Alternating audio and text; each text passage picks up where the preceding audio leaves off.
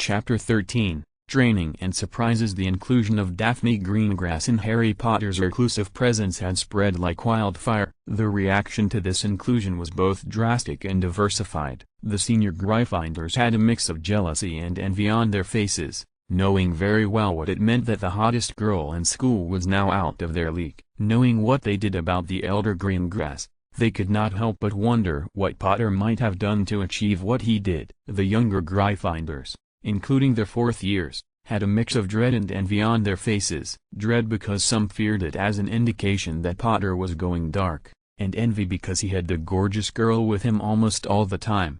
The Slytherins too were downright furious and envious of what had happened. For a Wonsan girl who cursed first and asked questions later, Daphne Greengrass was the last person at Hogwarts whom they could ever imagine hanging out with a Gryffindor. Forget Potter of all people. Malfoy was downright infuriated, so much as to openly insult said girl. After making sure to include some line including "My father will hear about this," and some more, Daphne had sat the entire noisy session before getting bored and walking away to her dorms, much to Malfoy's consternation. Of course, the fact that Malfoy somehow slipped down the stairs and ended up in the hospital wing for a week was just a coincidence. A few of the more ambitious Slytherins, like Theo Knott, Blaise and his elder sister Amanda Zabini, had completely supported her, congratulating her for being Slytherin enough to enter into an alliance with someone powerful like Potter. The fact that the Potter family was one of the oldest and richest in Britain just sweetened the deal. The Hogwarts rumor mill had worked overtime and the news had become a national sensation in one single day, as the first page of the Daily Prophet demonstrated it the very next morning. Potter and Greengrass alliance. The latest sensational story that has come out into the wild is the newest alliance pact made by the House of Potter and the House of Greengrass. A few days ago, when this reporter extracted the news from her potential sources, she had discarded it as mere falsification. But no, my readers, when I personally checked in with the newest entries with the Wizengamot, there was indeed a new alliance made between the ancient House of Potter and the noble House of Greengrass. A D8 copyright 10T alliance, which effectively means that the two houses shall not stand against each other. While it is not an alliance of mutual aid and support, but a D8 copyright 10T agreement between the leader of the neutral faction and an ancient family could have severe repercussions. What does this mean about our cherished hero Harry Potter? Is this one of the distinct indications that the boy who lived has been disillusioned with the light and is embracing the dark? Is this the point, which marks a divergence of a person from being a hero to a wannabe Dark Lord? Potter already has a history of being a Parselmouth coupled with a black record for using magic in presence of muggles. Is this another indication that something is indeed wrong with the boy who lived? My research took me to Gringotts, from where I verified the claims. Harry Potter has indeed taken upon himself the mantle of headship of his family, this new alliance being the very first of his new policies on taking the mantle. Does this mean that the House of Potter will not be in the light faction as it has been since the last 30 years? Albus Dumbledore, the chief warlock of the Wizengamot, had to sigh, being the magical guardian of Mr. Potter. I was surprised to know that Mr. Potter has taken up the mantle in silence and has moved forward to establishing his own ties and alliances. I personally feel that it is a bit too young for him to take up headship. Harry needs to enjoy and study, not play in the grounds of adult wizards and witches. I will personally talk to him and implore him to take off the mantle. At present, Elphias Doge is occupying the position of the proxy for the seat of Potter, as requested by Albus Dumbledore as Potter's guardian, voting for the light faction, the Wizengamot. What the change of headship means for the light faction remains to be seen. The Greengrasses have been a predominantly neutral family with connections to the dark families. Derek Greengrass, uncle to Daphne Greengrass, was convicted of being a Death Eater, though he had gotten off on the Imperious defense. While Lord Greengrass was unavailable for comment, we hope to get a one-on-one interview with Harry Potter himself regarding the situation. Harry lowered the paper, throwing it over on the table as he had his breakfast silently. Ron, as expected, had a huge row with him over the entire issue. For one proclaiming to be light, Ron always had a lot of bigotry in his mind, especially towards Slytherins. It had led to one of the more one-sided yelling inside Gryffindor Tower, leading to one of the more odd moments. Ron had shouted and yelled his ass off, while Harry just sat and sipped pumpkin juice. It was only when Ron had gotten infuriated and cast the slug-eating curse at him that things had taken an interesting turn. Flashback, don't you ignore me, Potter. Harry looked up from his pumpkin juice at the reddened face of Ronald Weasley, who seemed to be downright infuriated by the casual way in which Harry was being indifferent to him. Realizing that he had the entire couch to himself, he relaxed himself into the softness of the couch. Ron got all red-hot and whipped his wand out, yelling out, "Slugulus Eructo!" The faint pink curse shot out of his wand towards Harry, who just parried it away with a flick of his wand at the last moment. Standing up, he looked at him in the eye and remarked coldly, "That was a freebie, Weasley. Do not think that just because you were my first friend, you can control what I do or what I want. The next time you try attack me, make sure it is fatal." He strode towards him, the entire room silent and staring at him walk. He reached right in front of Ron, so close that they were only a few inches away from each other. "Or you will only wish it was," he whispered, "you wretched excuse of a wizard."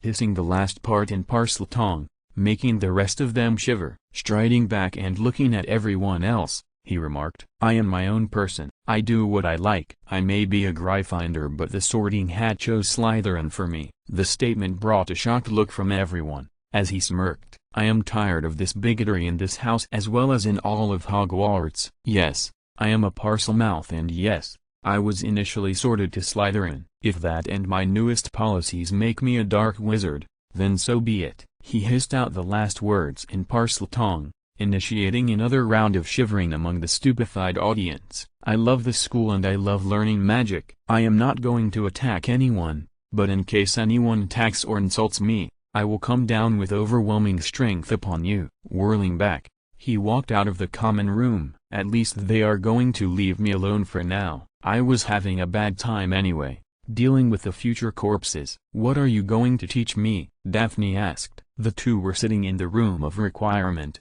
as Harry had introduced it to her. Unlike what he believed, the room was not exactly as much a secret as he thought. His face had been a right mess when Daphne had laughed and told him that she had been visiting the room for her private practice since second year. "Well, there is a start to everything, isn't it?" Harry had said to her sheepishly. He asked for a clear room for dueling practice. Standing on one end of the room, he looked back at her. "Show me what you have got, Miss Ice Queen." He smirked. Daphne scowled at him and whipped her hand, striking down hard and fast, just like her father had instructed her. The cutting and severing hexes rained down towards him, and he simply weaved through them, with the occasional parrying one spell into another, using Daphne's own spells to cause collisions among them.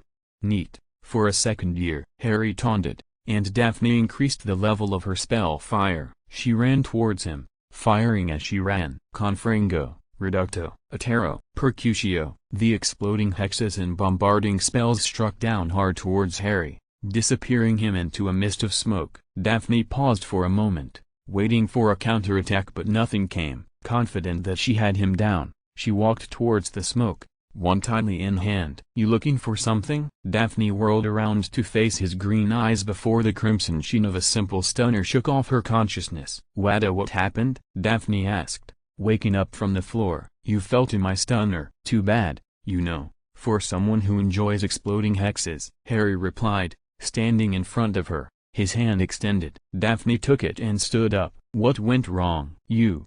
What do you mean?" Harry just smirked and walked back to his original position. "Your quick attacks gave you away." Daphne scowled. "I have been the winner for 2 years in the dueling competitions because of my quick attacks," she defended herself. "Perhaps, but one size doesn't fit all. You were oh so eager to jump up and finish the game that you barely noticed that I simply disillusioned myself and was behind you. But you like to be fast, but your speed is what got you down, Princess." Harry taunted her. Daphne raised her wand towards him, snarling. "Don't call me that," she warned. "Or what?" "Or I will." She whipped her wand up only to realize that she was holding a snake. With a miniature shriek, she threw her wand towards the floor, only to be bound by an Incarcerus from Harry's wand. Let me go," she gritted, trying to shake the ropes off her. "You know, for a Slytherin, you are quite vulnerable to taunts." "Princess," Harry taunted, walking towards her, his finger running down her soft cheek,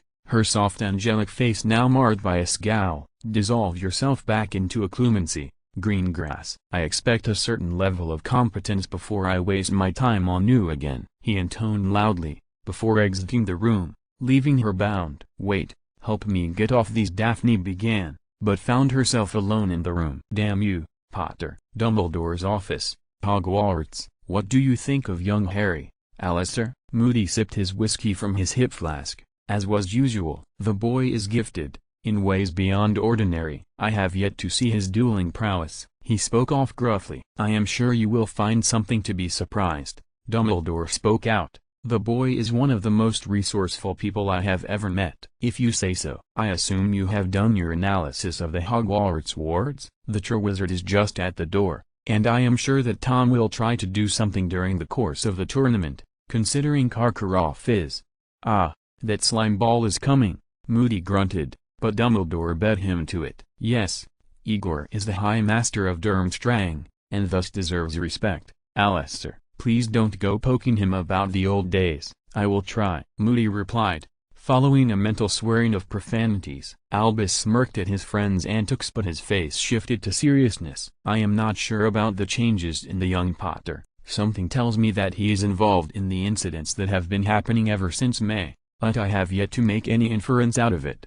Have you tried with Veritaserum? It always settles matters, I have seen. Be practical, Alistair. He is just a boy. I can't possibly interrogate him with Veritaserum. You could always obliviate him, Alistair suggested. Considering his strange mental facilities, I would rather hope not. No, Alistair. We have to do things the old way. Veritaserum is not an option, Dumbledore defended, much to Moody's chagrin. The dueling tournament will set things right, I suppose. You can have your idea of the boy's skills by that, Moody suggested, taking another sip from his hip flask. I certainly hope so. The boy is bent on avoiding me, especially after the news report of his taking up headship, Dumbledore confessed. Alistair looked at him with an odd expression, as if evaluating his friend. Are you sure you have not turned soft in your old age, Albus? Dumbledore chortled. I certainly hope not, but I have failed the boy, and considering what is about to come in his future, I am not sure if I should cause him any further hardship. Alistair did not reply. Back in the Slytherin dorms,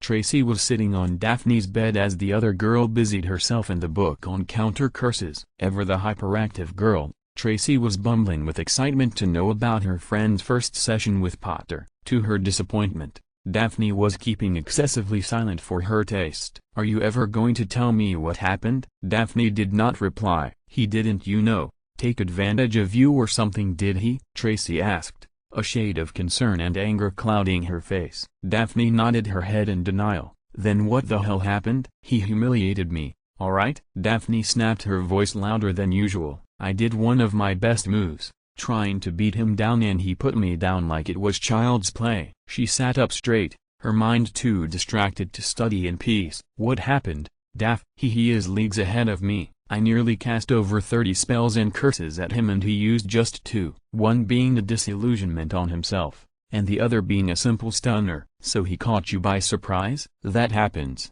Daph. You of all people should know that. I know, Daphne confessed. It was the other thing he did that scares me. What? He kept on taunting me and I lost my control, and whipped my wand out. Daphne turned to her friend with a blank hysteria in her eyes. My wand suddenly turned into a snake. I threw it down in fear, and just as I did, it turned back into my wand.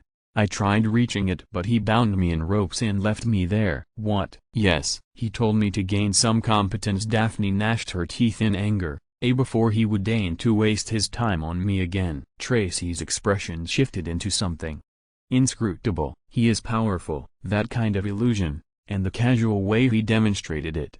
He is something else. Her face shifted into a sly grin. I need to get him in a closet, and fast. Who knows what other skills Potter's been hiding. Daphne looked at her friend blankly. You are incorrigible. Oh, I love you too, Daph. Caractacus Flint was woke up from his nap. The naked bodies of the 2 Muggle women on his bed. At least the Muggles were good for one single thing. What with the way their minds obeyed even the weakest imperious curse. Many of Flynn's friends had died in the Quidditch World Cup, something that had left him shaken when he had come to know about it. Someone had brutally killed his old mates. Considering how they were all wearing their Death Eater robes, Flint believed that whoever it was held a vendetta against Death Eaters. Not that he was in any trouble. After all, the ward's a Caractacus. Flint, still so very casual about the Imperius, aren't you? Flint whirled to the side of his bed at the source of the sound. There, just beside his bed, sat a hooded figure wearing dark gray robes.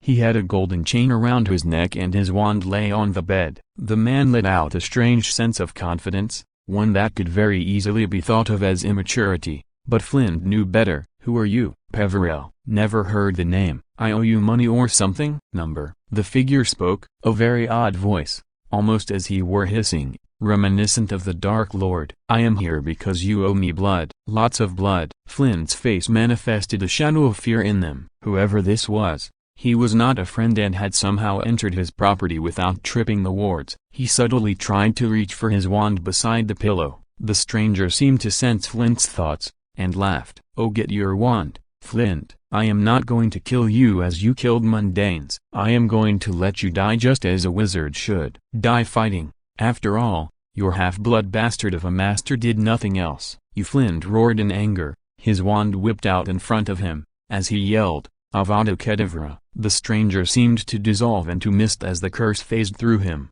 solidifying back into corporeal form just as the curse crossed him off. As I was saying, I am here for your blood. Well, who are you? I am Wizarding Britain's Reckoning, Caractacus. The stranger smiled, a cruel smile. His wand lay on the bed as he raised his left hand. A purple ball of energy seemed to manifest at the center of his palm. My friends, they will come for you. Flint tried, his eyes stuck to the purple energy still forming. The stranger smiled. Of course, everyone comes to death at the end. The purple energy flickered for a moment before it shot off like a ray into Flint's forehead, making a neat little hole as it did. The look of shock stayed on his face as he fell headfirst, straight on the pillow, deep into the eternal sleep of death. Amelia Bones sat along with the Minister of Magic Cornelius Fudge in his office. Unlike what was common belief, the head of DMLE did not need to inform the minister of every single dealings of the ministry, making a couple of visits enough for a month. Right now, she along with Rufus Scrimgeour, the Headerer, and Kingsley Shacklebolt, head-hit wizard, were debriefing the minister about the recent killings that had occurred during the Quidditch World Cup. Amelia hoped that she would be able to convince the minister to increase the DMLE budget, but the minister was being more than mildly difficult in this case.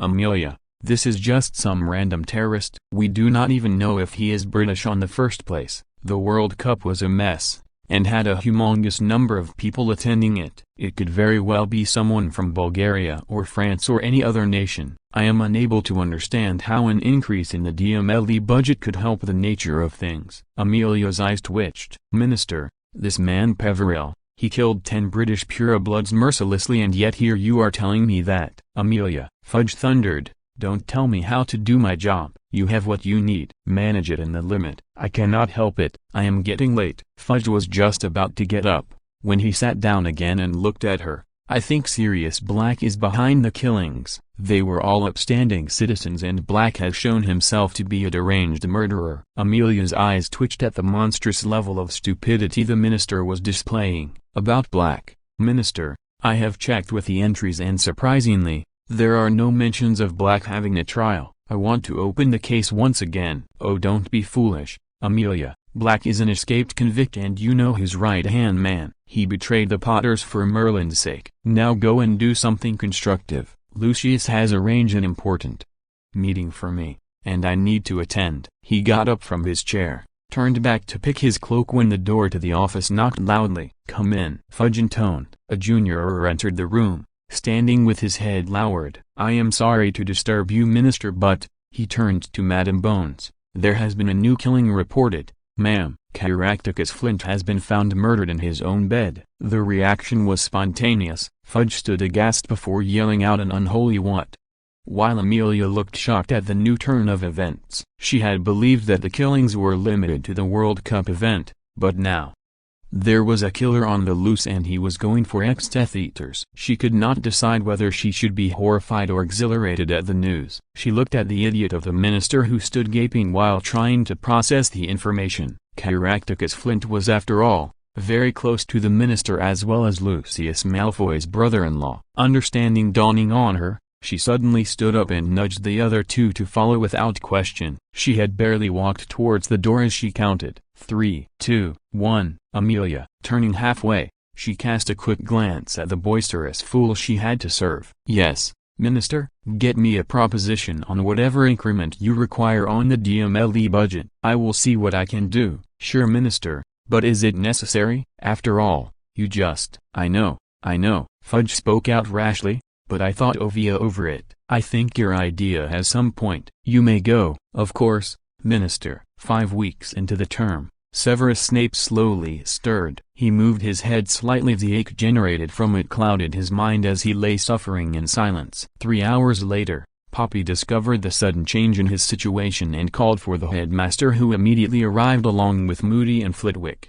"How is he now, Poppy?" Albus asked, his sharp blue eyes trying to figure out something. Poppy nodded sadly and explained. "He has gained consciousness, Albus, but is unable to recognize anyone or anything. He can barely speak. In fact, the only thing he has done is shiver in fright from time to time and yell out strange incomprehensible gibberish. I believe we should get him admitted to St. Mungo's." Albus sighed. "You may be correct, Poppy. Contact St. Mungo's immediately. I will see if I can get someone to settle in as potions master for the meanwhile. After all, it is over a month that the students did not have any potions classes." "Whom are you going to get at this prime moment, Albus?" McGonagall asked briskly. "An old friend." Daphne had not met with Potter ever since their first session. It had been 2 weeks now, and now that they weren't having their potions classes due to Snape's condition, she did not have any chances to meet him either. Not that she was complaining. Potter's insinuations and her humiliation at his hands was still a sensitive affair for her. Yes,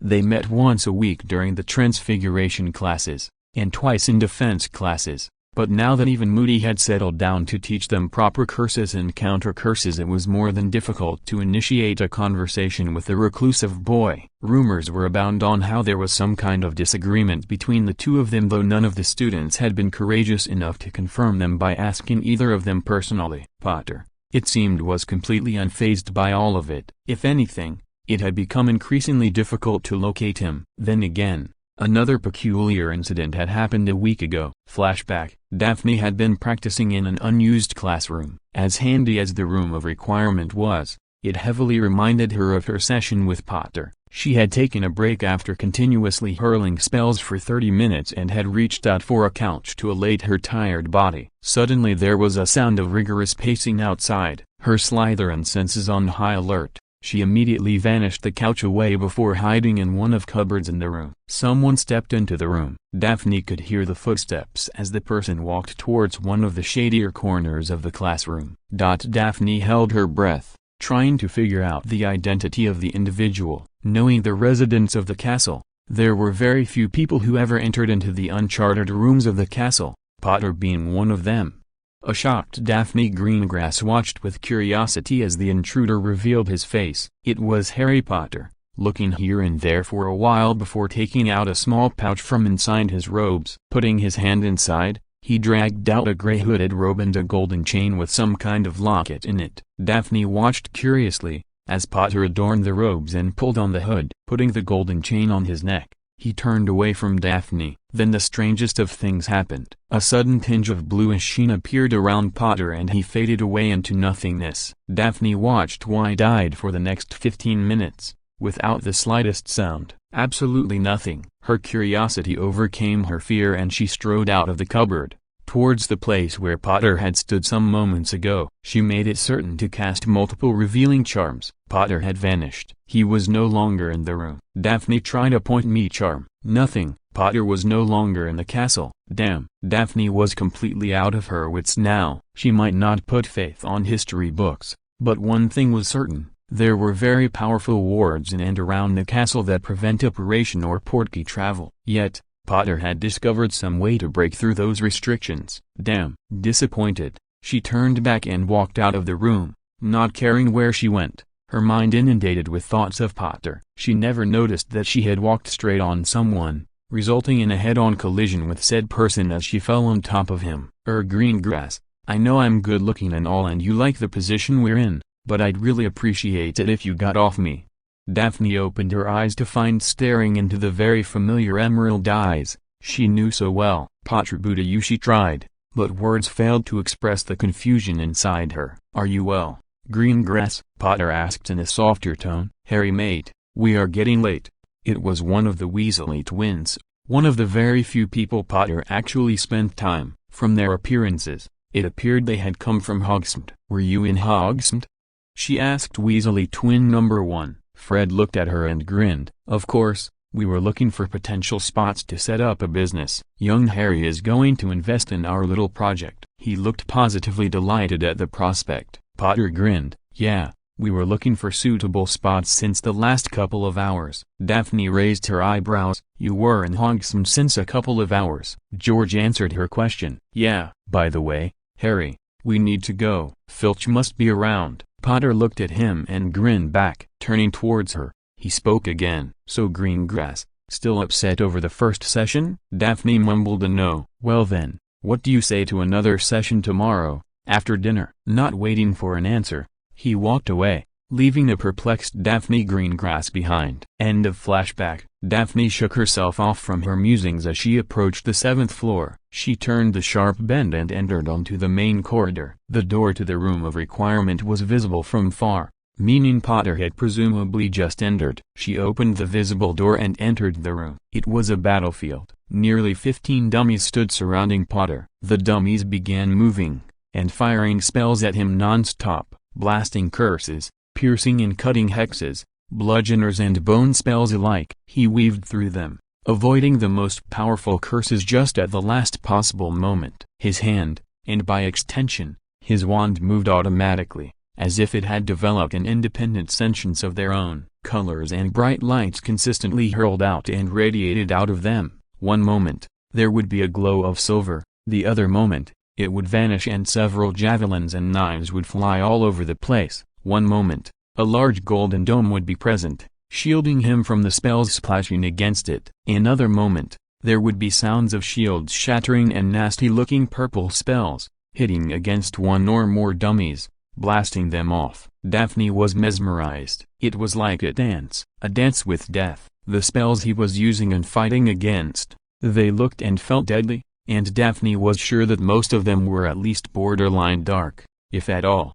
Her voice lost to time. Daphne just stood wordless and speechless, her eyes filled with awe and fear. On the one hand, she was absolutely shocked at the casual way her classmate and tutor was playing with deadly magics, while on the other, a part of her was getting highly turned on by the dazzling display of sheer brilliance and power. She knew she was good, even better than most in the school. In Slytherin, there were hardly a number of students that could fight to a standstill with her, and still, she knew that she would lose, hands down, if he would be fighting against her. Sure, she had fought duels in the tournaments before, but the humbling realization hit her. They were indeed duels. This was a battle. No, a massacre. After what seemed like eternity, she saw him slow down and move from offense to defense, when a single stray spell hit him in the leg, shattering his knee. He held back the scream, letting out a barely audible whimper, though Daphne heard it all right. The force of the spell misbalanced him and he fell down with an audible thud. Potter!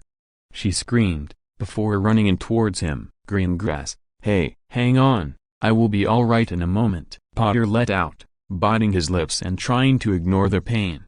He tried to sit up and did so after 3 futile attempts. My wand please? Daphne picked up his wand, feeling an odd repulsion towards it. Ignoring the propensity to throw it away, she extended it to Potter, who waved it over his smashed knee and uttered, Ossus dispersimus. Potter, are you out of your bloody mind? He stared at her as if she had grown 2 heads. Daphne continued her tirade. You just vanished the bones of your knee. You should go to Madame Pomfrey, not treat such things yourself, she admonished.